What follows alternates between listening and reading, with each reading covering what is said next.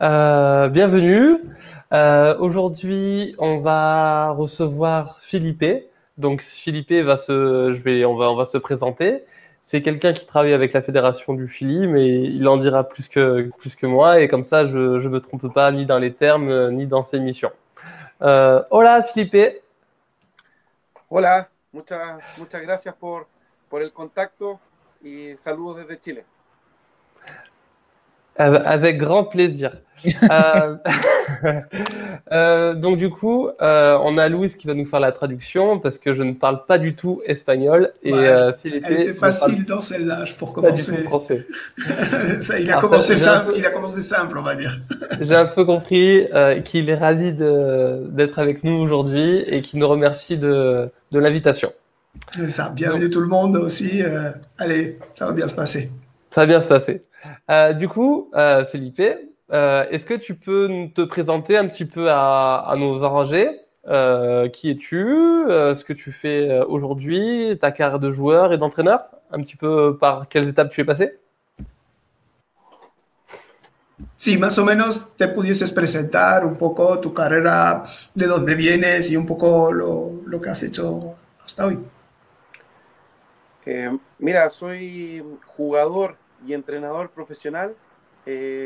Básicamente trabajo para formar jugadores en balonmano chileno, específicamente en el balonmano femenino, y juego de manera profesional por la selección de Chile, donde hemos tenido la oportunidad de participar en varios mundiales. Particularmente yo he jugado 5 mundiales y bueno, ya me dedico solo a eso, así que eso. Vale. Il est donc entraîneur professionnel. Il se dédie donc à ça maintenant complet, en suivant même des joueurs. Et bah, il vient d'une carrière professionnelle où lui, personnellement, il a fait déjà 5 mondiaux, dont son dernier mondial, parce que bon, maintenant c'est fini, et maintenant il se dédie donc à l'entraînement. Eh ben, c'est déjà 5 mondiaux de plus que moi, donc félicitations. Et du coup, on voudrait savoir un petit peu quelles sont tes missions à travers la fédération. Est-ce que tu es entraîneur pro? Est-ce que tu t'occupes plutôt des jeunes, du groupe adulte? Depuis combien de temps? Et voilà. Pues queríamos saber un poco a qué te dedicas dentro de esto del entrenamiento, ¿no? Si más al nivel de profesionales, amateurs, más selección, igual a algún club, un poco como lo llevas en general. Mira, yo en Chile trabajé muchos años a nivel de club y de selección chilena, con las categorías inferiores, cadete y juvenil, o sea, entre 15 y 18 años, donde estuve 6 años y para terminar ese proceso clasificamos al Mundial de Polonia en 2018. Bueno, hasta ahí Donc, te dejo para la traducción. il a donc jusqu'à maintenant fait surtout de la sélection nationale jeune. Et cela fait maintenant 6 ans, il dit, et jusqu'à un título, perdona, que has dicho, un título. De clasificar al Mundial de Ah oui, Juvenil de Polonia. jusqu'à réussir à se classer là enfin pour le prochain mondial de Pologne. Vale. Y luego de haber terminado el Mundial, tomé otro desafío y fui a trabajar al Balonmano Zamora de España, donde estuve a cargo de la sección femenina en un equipo de tercera división de Primera Nacional Española. Ahí estuve dos temporadas. Et il est allé passer donc 2 saisons à Zamora, qui est donc une ville en Castille, en Espagne, où il a fait on va dire de la N1 avec un groupe de filles et qu'il a suivi pendant 2 ans pour prendre de l'expérience justement ici en Espagne et en Europe. Ok. Bueno, y ahora acá en Chile, por el coronavirus. Et donc maintenant au Chili pour le coronavirus. Euh, du coup, comment ça se passe un petit peu les sélections dans ton pays? Je présume il y a beaucoup moins de joueuses au Chili qu'en France. Du coup, peut-être moins de choix, moins de clubs. Comment ça se passe pour tout ce qui est savoir quelle fille tu veux faire entrer dans ta sélection? Est-ce que tu préconises de les envoyer jouer dans différents clubs, peut-être à l'étranger? On a eu la chance de recevoir une petite news d'une de tes joueuses qui évolue dans le championnat français. Est-ce qu'il y a d'autres, est-ce que tout le monde joue à l'étranger ou est-ce que beaucoup jouent au Chili?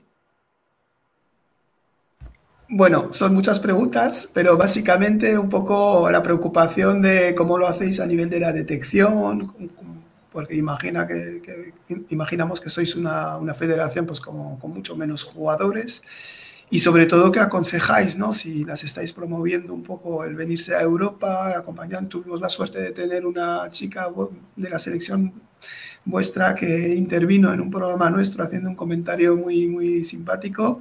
Se lo agradecemos. Pero bueno, un poco cómo lo lleváis, ¿no? Un poco de este seguimiento, de ir para Europa, quedarse en Chile y a nivel de detección, ¿cómo lo lleváis? Vale. Mira, a nivel de detección, nosotros somos un país muy, muy extenso, muy, muy largo. Tenemos más de 4.000 kilómetros de norte a sur. Es prácticamente toda Europa de largo. Y bueno, en ese sentido es muy difícil juntar a todas las jugadoras. Por lo mismo, intentamos hacer concentraciones nacionales muy seguido, quizás una vez al mes, en la capital, en el Centro de Entrenamiento Olímpico. Pero lamentablemente no tenemos todos los recursos, lo cual impide que todas tengan un proceso regular, lo cual que por eso se hace mucho para que varias puedan entrenar, no necesariamente todas juntas. Eso es como primero. Donc, eux, ils ont la particularité d'être d'abord un pays très grand, parce que le Chili mesure 4000 km, c'est plus ou moins la largeur de l'Europe. Donc, en fait, ce qu'ils essayent de faire, c'est de répéter beaucoup les entraînements, voire même pour si jamais les filles qui ne peuvent pas peut-être assister à tous les entraînements, qu'elles aient au moins toute la chance de pouvoir assister à un. Donc, elles essaient de se rencontrer tous les mois. Et ils se font ça au centre du Chili, quoi, au centre, un centre de rendement sportif qu'ils ont. Bueno, todas esas detecciones, por supuesto, se hacen en categoría infantil. En Chile, lo que sí se hace bien o es un gran soporte para el balonmano chileno es la competencia escolar, la cual sí está financiada por el Estado y te permite recorrer, o sea, no recorrer, sino que encontrar a deportistas de todo Chile en los campeonatos escolares regionales y nacionales. Ils ont une grande collaboration donc avec l'éducation nationale qui leur permet de maintenir un championnat jeune, qui leur permet justement de détecter, de bien détecter au niveau des jeunes tout le monde grâce à ces tournois qui s'organisent tout au long du Chili. A partir de esos torneos y por supuesto con colaboradores que hay por todo Chile, se empiezan a generar las selecciones infantiles, 13, 14 años, cadetes, 15, 16 años, y las que destacan dentro de esos procesos se les motiva y se les intenta dar una mano, una ayuda, una orientación respecto a que el balonmano, en el caso nuestro, el femenino, sí es una posibilidad en Europa, ya sea no a primeras divisiones ni a Champions, pero sí a segundas, terceras divisiones donde pueden complementar el balonmano de alto nivel respecto a Chile y estudios o crecimiento personal. Donc, il leur propose, justement, c'est super intéressant parce que c'est pas une vision de peut-être. Bon, je suis parti directement à la fin de son argumentaire, faudrait revenir au début, mais voilà, ils vendent pas une carrière pro, sinon plutôt l'idée qu'il y a des clubs de national ou au régional, on va dire même, qui peuvent complémenter des études universitaires ou une curiosité culturelle qu'elles auraient de découvrir d'autres choses. Business, entrepreneurial, pourquoi pas, non? Donc voilà. Mais oui, il y a vraiment une grande collaboration pour justement détecter ces jeunes. Depuis 13-14 ans, elles sont en sélection régionale. Les meilleures, elles sont motivées justement à continuer parce que ils trouvent que cette débouchée qui n'est pas une carrière, sinon plutôt une façon de s'introduire et de collaborer, de tisser des liens vers l'Europe, sont intéressantes pour ces jeunes dans leur carrière en Europe ou au Chili. vu que c'est pas forcément la visée sportive professionnelle qui est visée derrière, je demandais si le handball c'était aussi un moyen de s'ouvrir à d'autres savoirs, parce qu'il parlait que D'accord. que dans le handball il y avait d'étroites relations avec le ministère de j'ai L'éducation. oublié de l'éducation, et du coup c'était une façon aussi de s'enrichir culturellement en allant voir d'autres pays. Sí, tout à fait. Sí, no, perdona, les preguntaba que eso para ti al final ya no es solo una idea de jugar en primera división, ¿no? Sino enviarlas a Europa para desarrollar otros conocimientos, otros saberes, otras habilidades que les van a ser útiles en Chile o en todos los lados. Sí, básicamente, bueno, aquí quizás me pongo un poco más largo, pero yo creo que lo voy a poder explicar en francés, quizás con tus palabras. En No Chile pasa nada. tenemos un problema respecto a la competencia.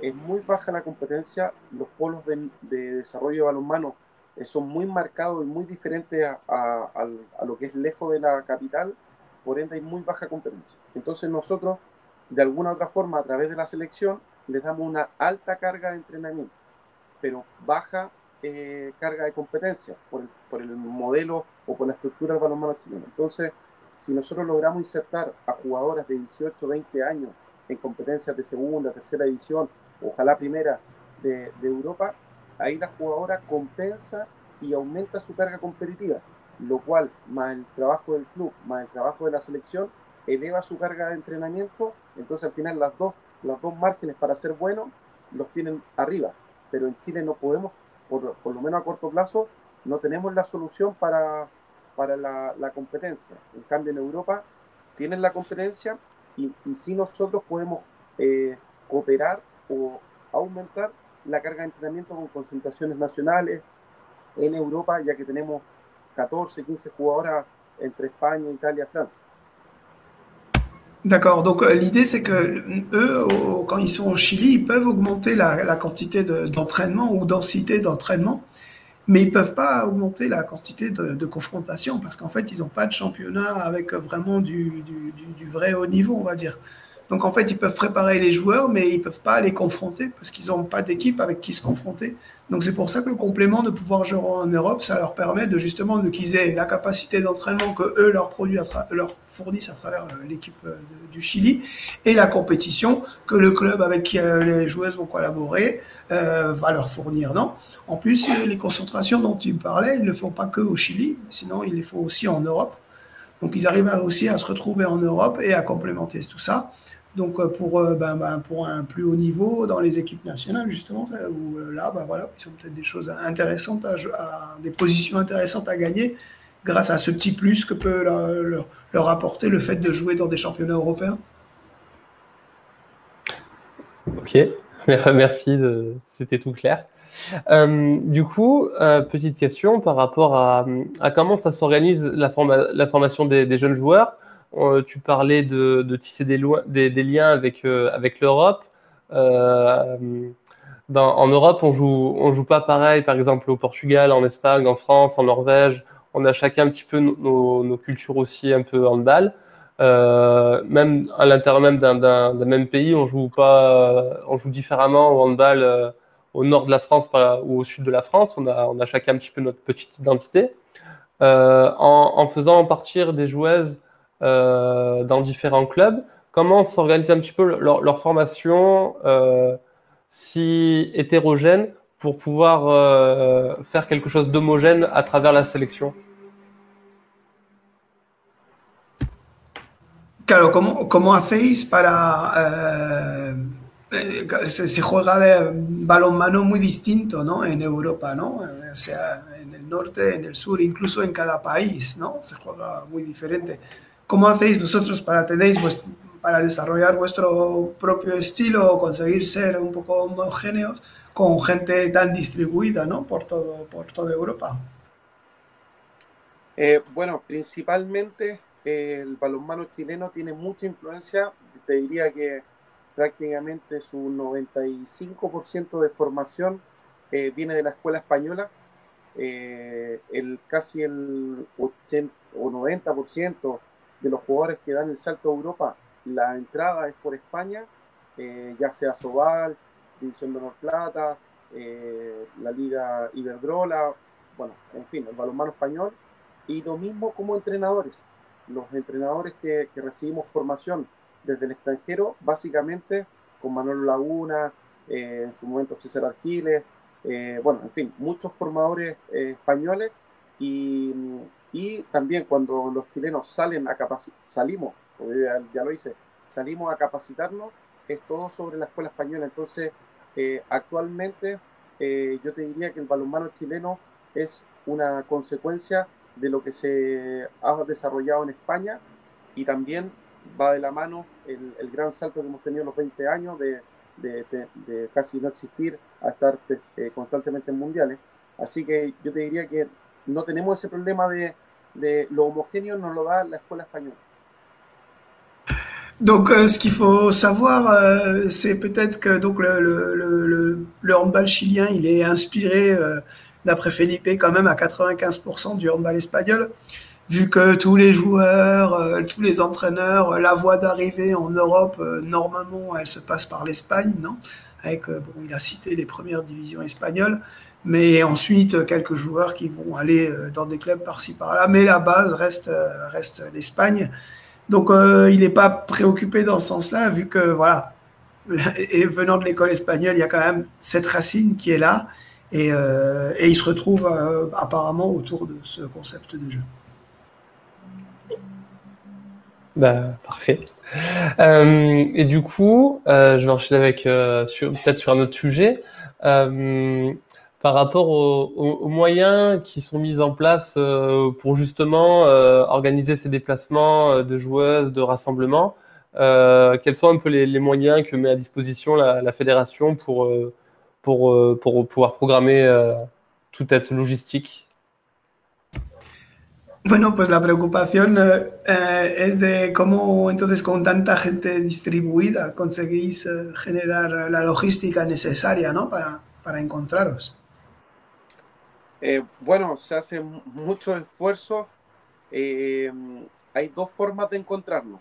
Una, en Chile, respecto a que las deportistas pequeñas de 14, 15, 16 años viajan hasta 1000 kilómetros, 2000 kilómetros, bueno, obviamente que de avión o por tierra, depende la distancia, y claro, estamos expuestos a que pase cosas en el camino, pero bueno, gracias a Dios, y bueno, toco madera para que nunca pase, pero sí, o sea, la gente, todos de cualquier punto de Chile llegan al centro de entrenamiento olímpico y ahí aprovechamos de entrenar 10 días juntos, todo el verano, a diferencia de Europa, acá el verano es una época para entrenar, no para dejarse de vacaciones, porque es la época donde todos podemos, entrenadores, jugadoras, nos podemos prácticamente ir a vivir al centro de entrenamiento olímpico.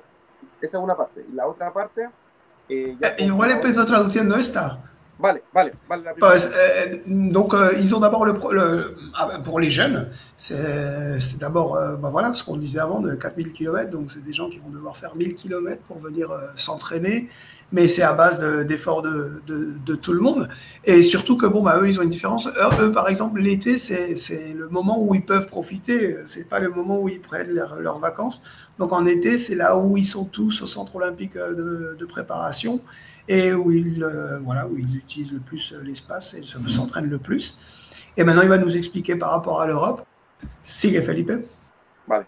Bueno, por complementar de lo de la primera, no solamente vacaciones, sino que, o sea, de verano, sino que también las de invierno, los fines de semana largos, cualquier oportunidad que tenemos de calendario que te libere de clase o de responsabilidades laborales, aprovechamos para entrenar.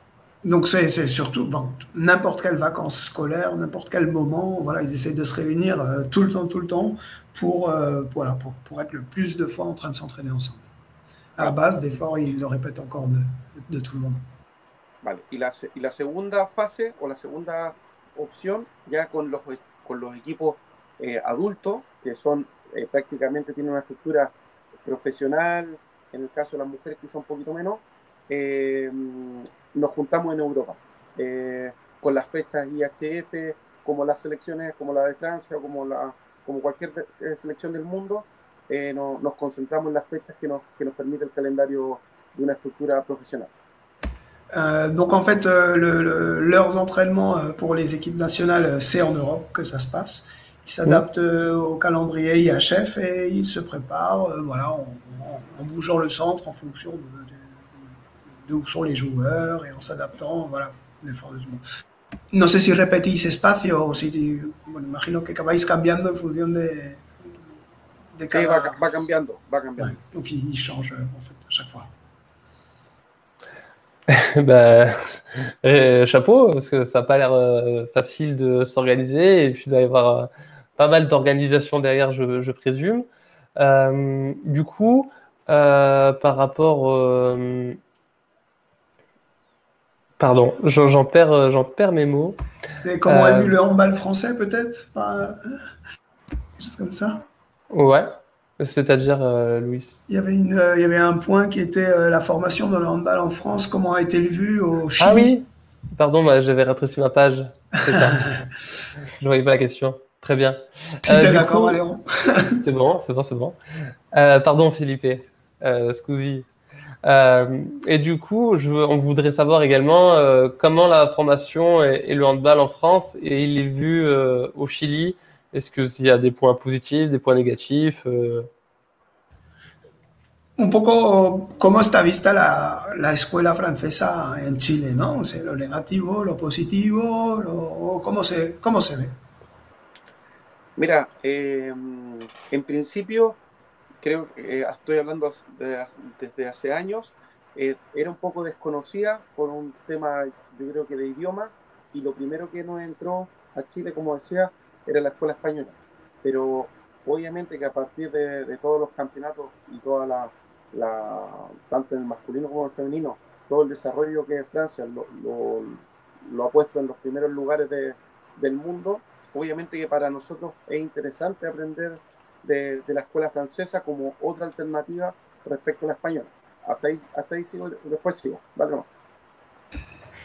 C'est clair que eux, ils sont arrivés d'abord à l'école espagnole, mais fort est de constater avec les résultats, on va dire, que le handball français commençait à devenir intéressant et cette barrière de la langue, il va falloir la supérer parce que commence à y avoir vraiment de l'intérêt, on va dire. Vale.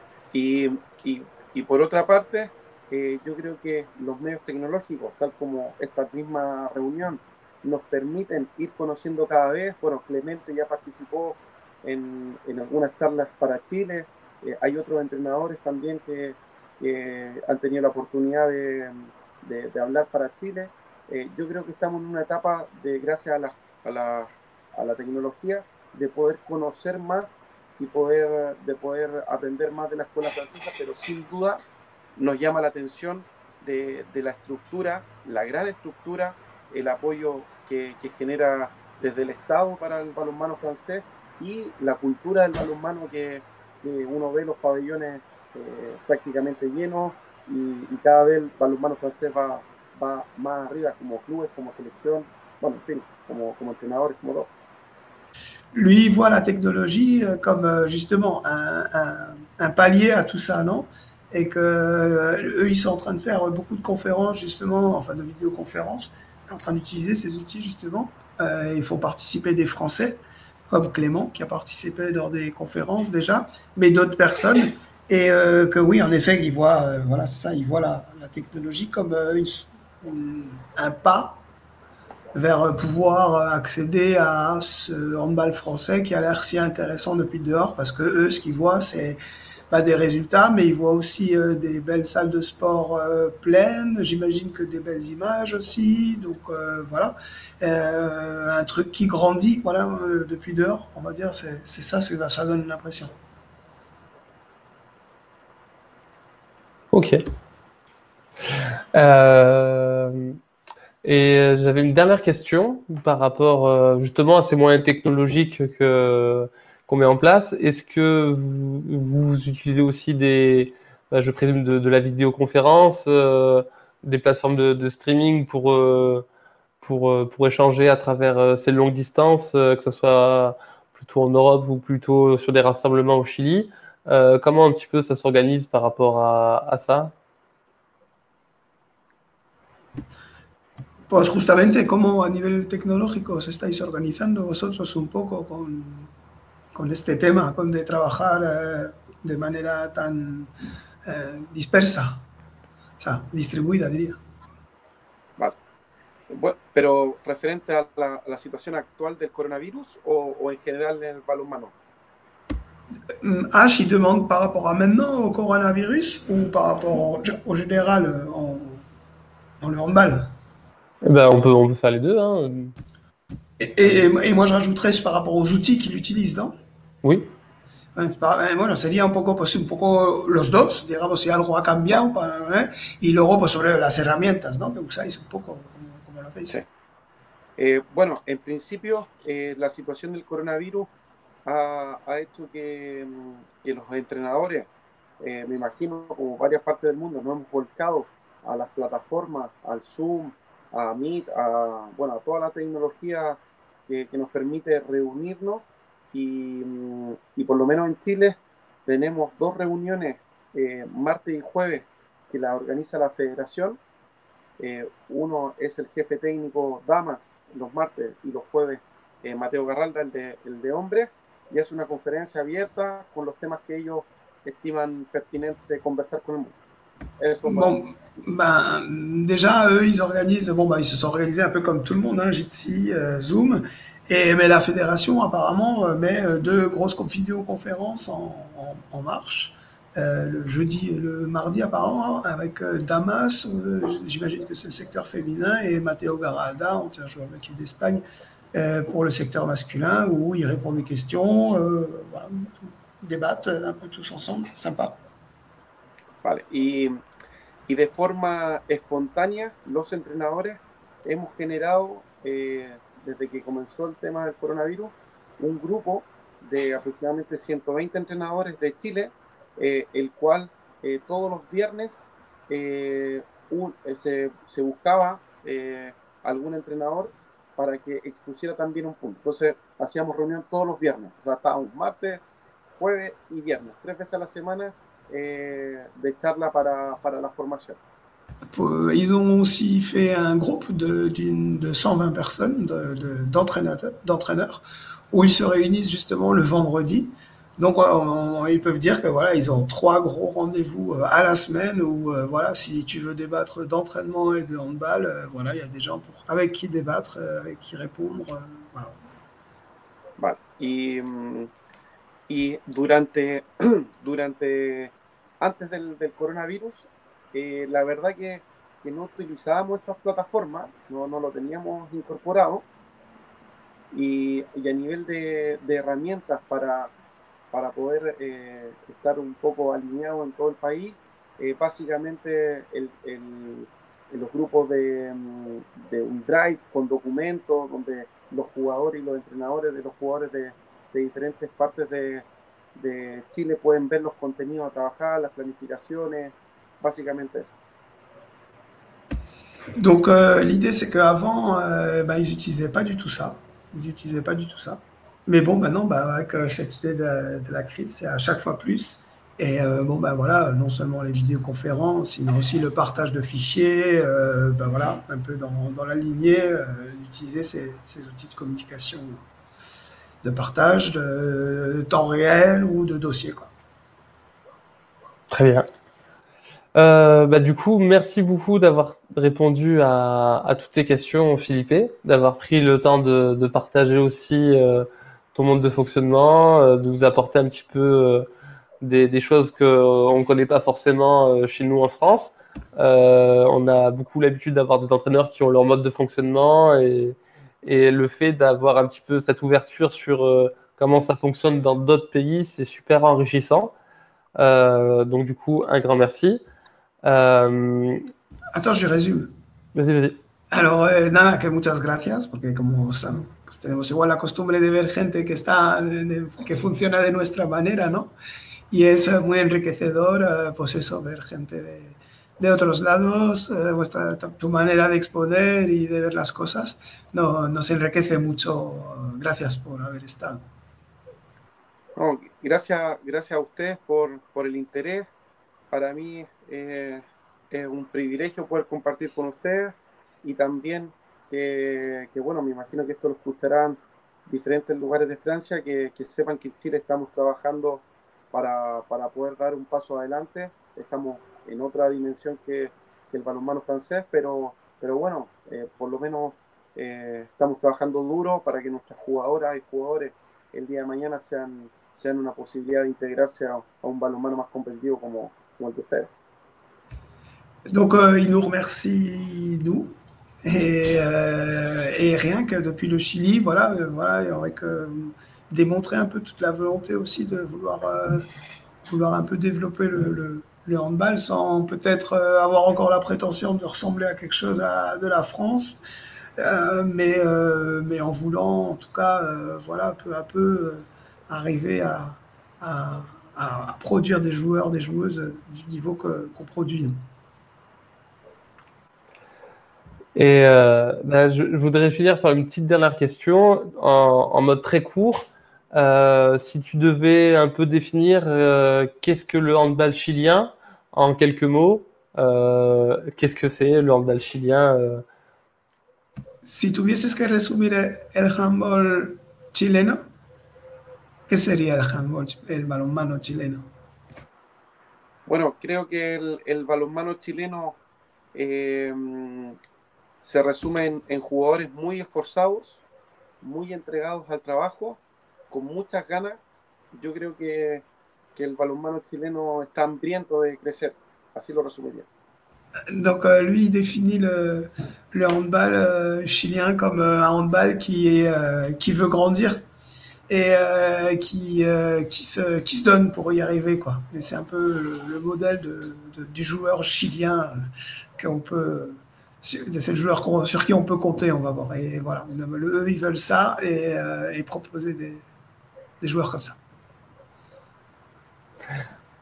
Merci beaucoup. Je reviens encore une fois là-dessus, mais c'est un super bel exemple que tu donnes.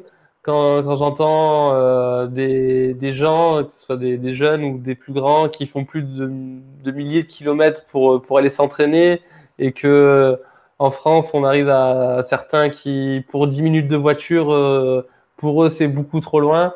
Merci pour tous ces gens-là. Qui se rendent compte de la chance qu'ils ont. Ils se font 10 minutes de voiture, ils peuvent accéder à un gymnase avec une structure, avec des clubs, avec des entraîneurs. Et ils se rendent pas forcément rendre compte de la chance qu'ils ont. Donc, merci pour cet grand exemple de passion. Et quand il y a la passion derrière, on y va, quoi. Nada, os toma como ejemplos porque, claro, comparar desplazarse 1000 kilómetros con los desplazamientos que hay aquí pone un poco las cosas tal. Entonces, pues nada, gracias por todo eso, gracias por ser un ejemplo, eso es. Bueno, nada, estamos aquí para cuando se necesita, así que muchas gracias. Merci, et pour ce qu'on a besoin là, il sera là.